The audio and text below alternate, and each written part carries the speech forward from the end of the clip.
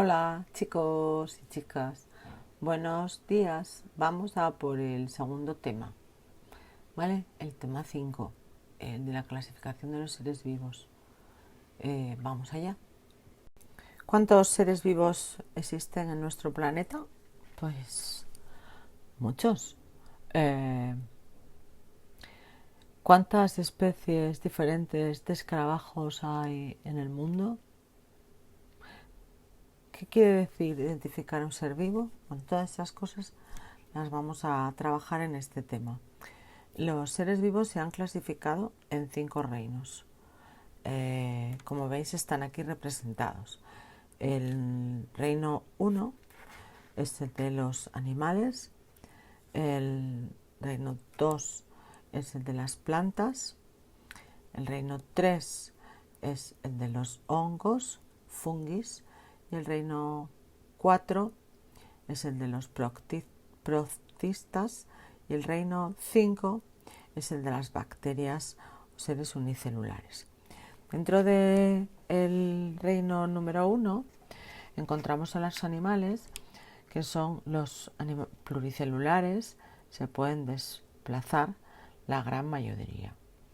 Dentro de esta primera clasificación podemos hablar de 5 grupos que son los animales vertebrados. Como veis, aparecen representados por una espina de un pez, porque los peces tienen un esqueleto y por lo tanto se considera dentro del grupo de los vertebrados.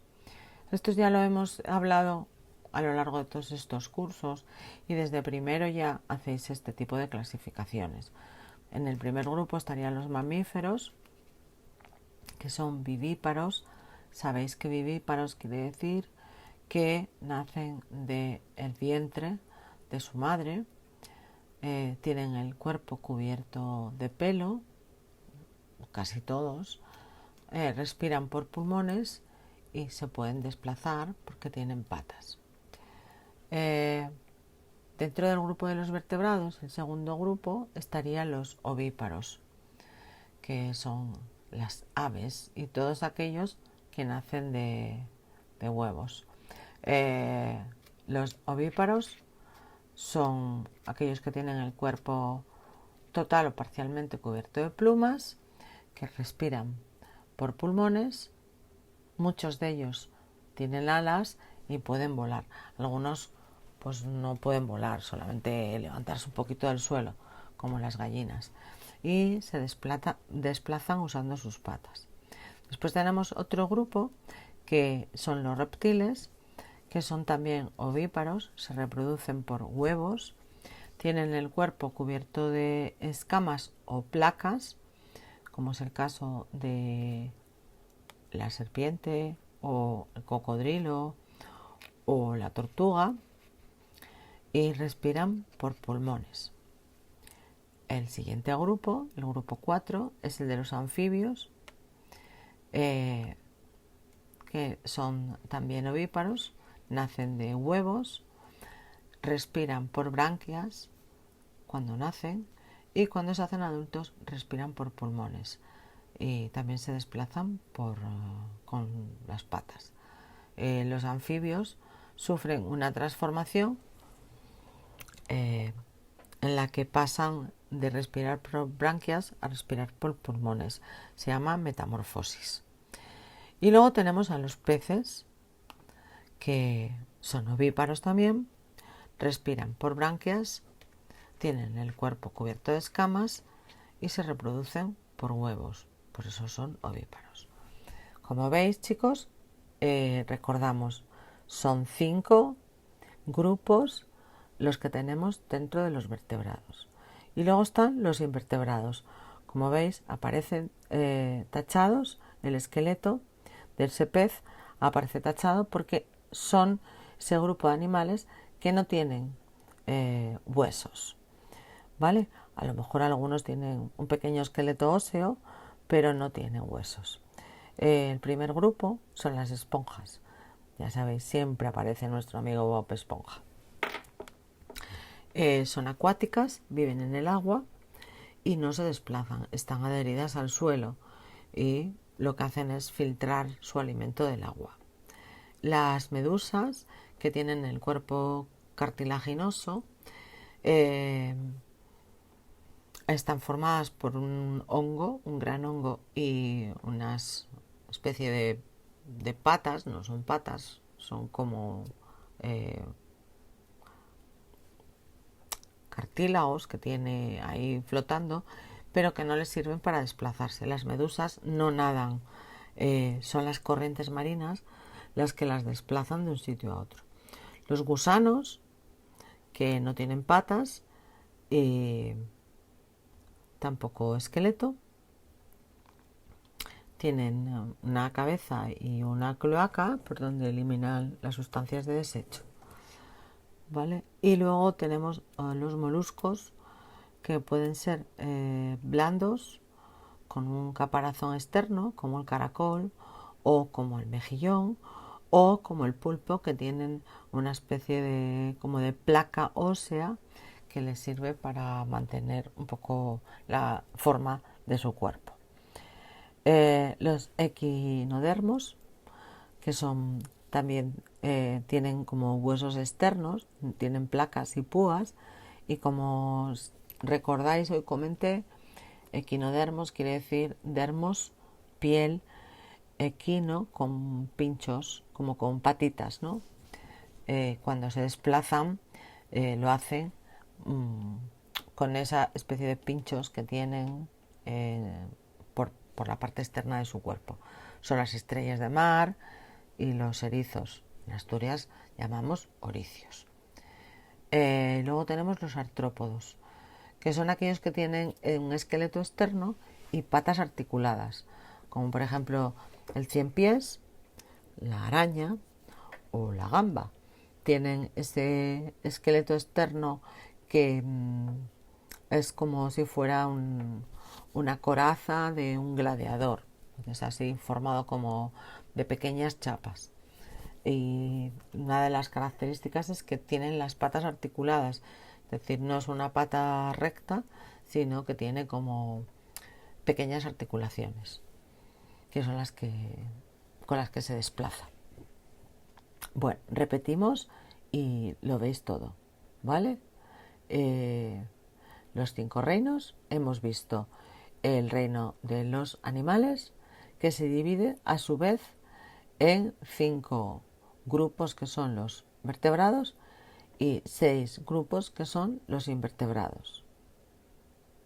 Vertebrados, invertebrados. El segundo reino, que habíamos dicho al principio, es el reino de las plantas. Son pluricelulares y no se desplazan, ¿vale? Es una característica que no pueden moverse, no se desplazan. Vamos a ver cómo clasificamos las plantas. Las plantas se clasifican en 2 grandes grupos, con flor y sin flor. Con flor podemos dividirlas a su vez en las gimnospermas y en las angiospermas. Las gimnospermas son aquellas que no tienen flores, sino, bueno, no son, nosotros no las llamamos flores, tienen fruto, a veces poco llamativo, como es el del ciprés, el del pino o el del tejo, es como una especie de piñita pequeña, ¿vale? Pero no tiene una flor. Y los angiospermas, que son, por ejemplo, todas las plantas que tienen flor y por tanto muchas de ellas tienen fruto, como el manzano, el peral, el almendro. Primero tienen flores, esas flores se convierten en frutos que protegen a su vez la semilla hasta que ésta madura y se vuelve a reproducir. Dentro de las plantas tenemos otro grupo de plantas que son sin flor, que son los musgos y los helechos. Los musgos tienen unas pequeñas raicillas con las que se agarran al suelo y se reproducen por unas cápsulas pequeñitas, que son las que sueltan las semillas. Y los helechos tienen grandes esporas y se reproducen por soros, esos puntitos que tienen por debajo de los helechos y que hacen que cuando un animal pasa por debajo de ellos al frotarlos, hace que se suelten esas esporas y así caen al suelo y se reproducen. Bueno, hasta aquí tenemos el reino de las plantas y de los animales. Todavía nos quedan 3 más, ¿vale? Vamos a por la segunda diapo. Vale. No, esta no es la segunda. A ver. Ahora. Bueno, la segunda diapositiva. Vamos al reino de los hongos, ¿vale? Los hongos pueden ser unicelulares o pluricelulares. Los unicelulares son las levaduras.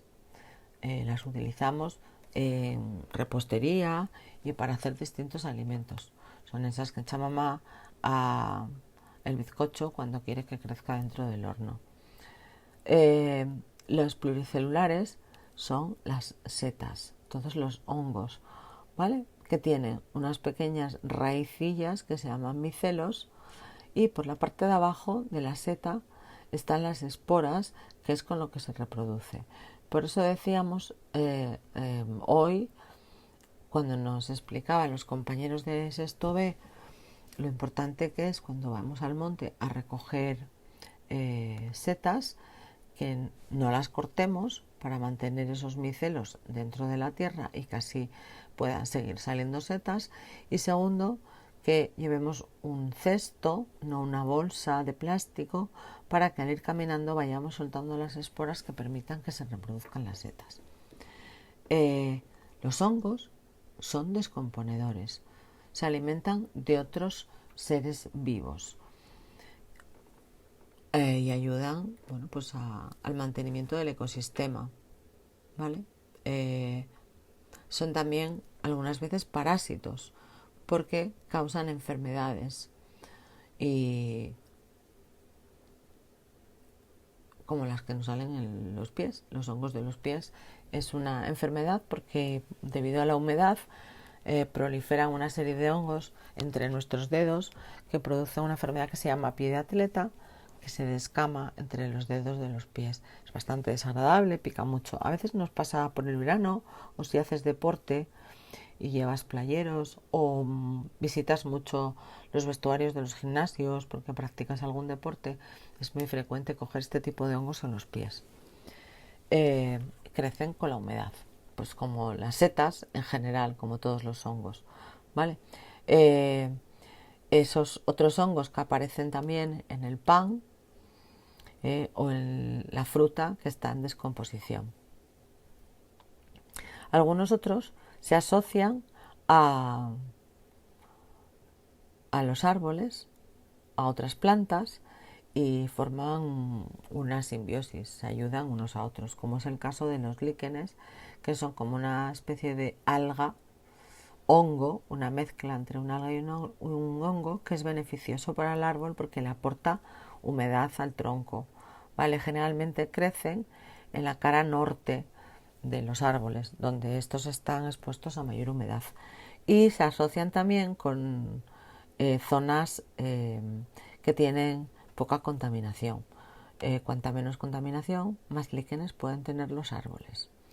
Bueno, volvemos a la primera diapo. ¿Os acordáis de los 5 reinos? Repetimos.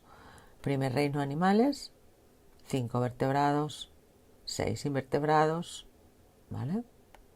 Las plantas, con flor y sin flor.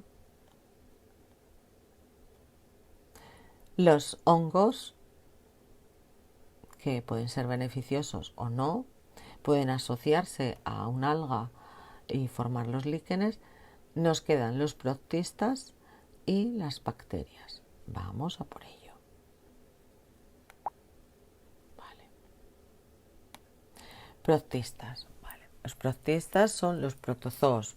Hoy explicaba yo en clase, este último día de clase que tuvimos normal, que hay muchos protozoos que son unicelulares, que viven en el agua y se alimentan de otros seres vivos, ¿vale? Pueden ser la ameba, que se mueve con esos pseudópodos que explicábamos hoy, como ese héroe que se cuela por debajo de la puerta, se convierte en una especie de líquido gelatina y resbala por debajo de la puerta cambiando de forma y como saliéndole patitas, no patitas, como terminaciones que hacen que se mueva, ¿no?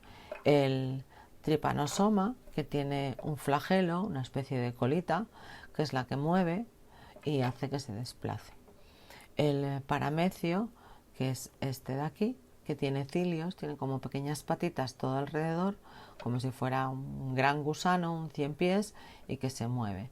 Y luego la vorticela, que está sujeta al suelo, pero que tiene unos cilios con los cuales atrae a otros protozoos, otros pequeños seres para alimentarse.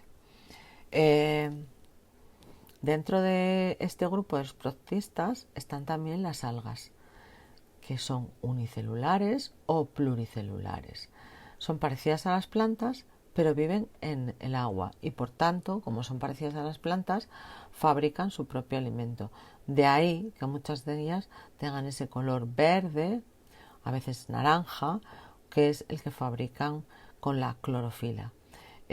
Hoy hemos comentado también que esas algas rojas que aparecen en la playa sirven para fabricar el betadine, porque tiene mucho yodo y el betadine está compuesto de yodo. Y por último tenemos a las bacterias, que son seres unicelulares que viven en todas partes, en la tierra, en el mar, y algunas fabrican su propio alimento o se alimentan de otros. Tienen diferentes formas, algunas son buenas, como las bacterias del yogur, el lactobacillus, que son las que se comen la lactosa de la leche, se alimentan de la lactosa y que hemos hecho el año pasado en un experimento. Y otras pues nos producen enfermedades, ¿vale? Para las que generalmente suele haber en el mercado un antibiótico. Comentábamos también hoy que esos antibióticos, ¿vale?, solo sirven para matar bacterias. Y que ahora está muy de moda entre los médicos, cuando nos recetan un antibiótico, darnos un probiótico. Como veis, todo tiene que ver con la vida, que es esta palabra griega, bios, que significa vida. Probiótico, que lo que hace es proteger nuestro sistema digestivo. Bueno, pues hasta aquí está el tema, que sería el tema 5. Podéis escucharlo muchas veces. Lo bueno es que podéis repetirlo y repetirlo y repetirlo hasta memorizarlo. Bueno, chicos, os dejo y nos vemos enseguida con el siguiente tema. Solo 2 minutos más para que veáis un poco la división. Animales, primer grupo. Plantas, segundo grupo. Hongos, tercer grupo. Protistas, cuarto grupo. Y bacterias, quinto grupo. ¿Vale? Pluricelulares, pluricelulares, pluricelulares, pluricelulares y unicelulares y unicelulares. ¿Vale? 5 reinos. De ahí el nombre de la clasificación. Bueno, hasta mañana.